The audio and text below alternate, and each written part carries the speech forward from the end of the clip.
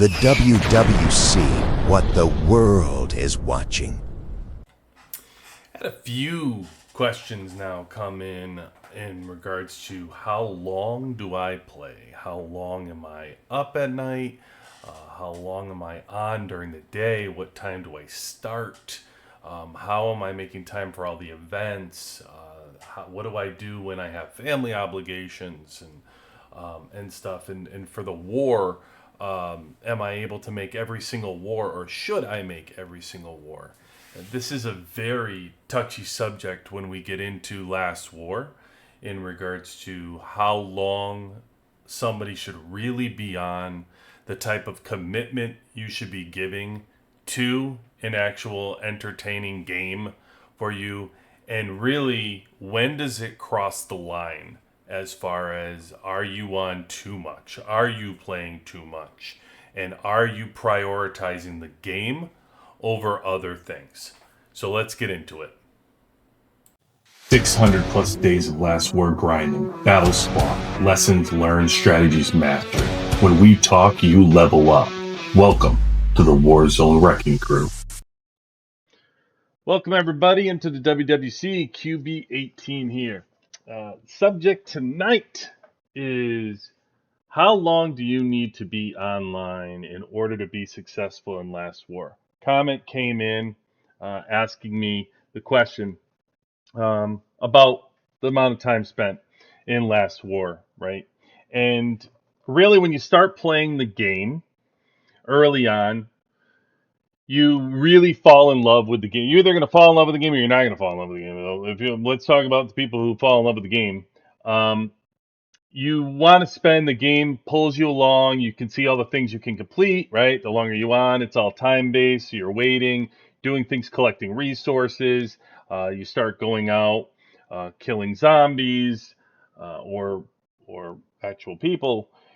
Either way, there's a couple things that can drive how long you're on, right? How long do you want to be on? Should be the better question when you're playing. Right? Are you seeking the chat? Because in the alliances, you can pick an alliance where almost nobody is online, and you'll collect your resources and you log off and you play the game similar to like a Farmville. But then when the fighting starts in a Warzone duel, you can participate. So it doesn't stop you from participating in a quieter alliance. You're just not held to the standards of having to constantly be on and help people with different functions, driving down times for digs or participating in the different alliance events where you might earn more rewards. But for you, you may just want to get on and get off, as opposed to other people who want to be in a busier alliance. You want to interact with folks.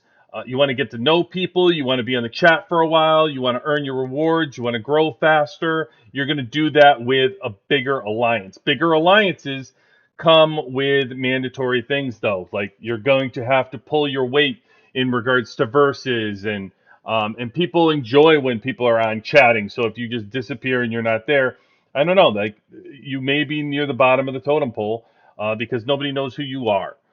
So personalities sometimes matter more than strength in an alliance with folks. So I would say the alliance is going to drive somewhat how long you're going to need to be online. Uh, you can do things to organize your day if you're trying to eliminate your time. There's an efficiency thing about collecting resources, right? These resources are constantly building, and you have hours before you have to dig, and your phone will alert you when they're full as well. You can put the alerts on for Last War, which tells you, hey, my resources are full. So only come on to do your resources if you want. Come on at reset, right? And you can take care of your verses depending on when that falls. Say hi to everybody and then log off. There's no mandatory time.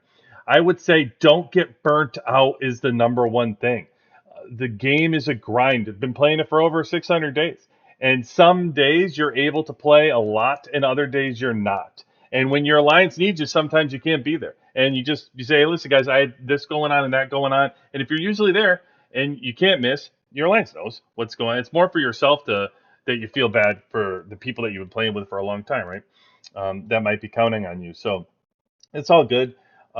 try to show up for the wars and the events and everything to help your server, help yourself grow. Fighting, I mean, it's last war. So some people play because they were dragged into this game on false pretenses and they didn't realize what they were playing. And then you come in here and you go, what the hell is this? This is what I saw online. I thought it was just, this frontline breakthrough. And all of a sudden, next thing you know, you're getting your resources plundered. And you're like, what a jerk. Somebody took all my troops. So, everybody joins the game and starts playing. And if you don't like it for the war part of it and you just like it for the resources, probably best to find a lower alliance, right? If you like the fighting, stay in the bigger alliance. But most importantly, prioritize your family, your wife, your friends, your obligations. That's your number one priority, right? Don't let the game take over. The last thing you want to do is get divorced because you play Last War.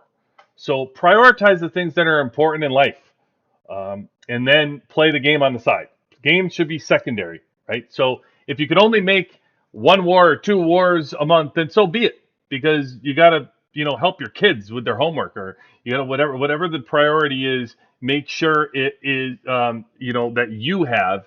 Make sure that takes precedence over Last War. Okay, I will say that because I've seen so many people quit this game because the game was interfering with their life. They allowed the game to interfere with their life.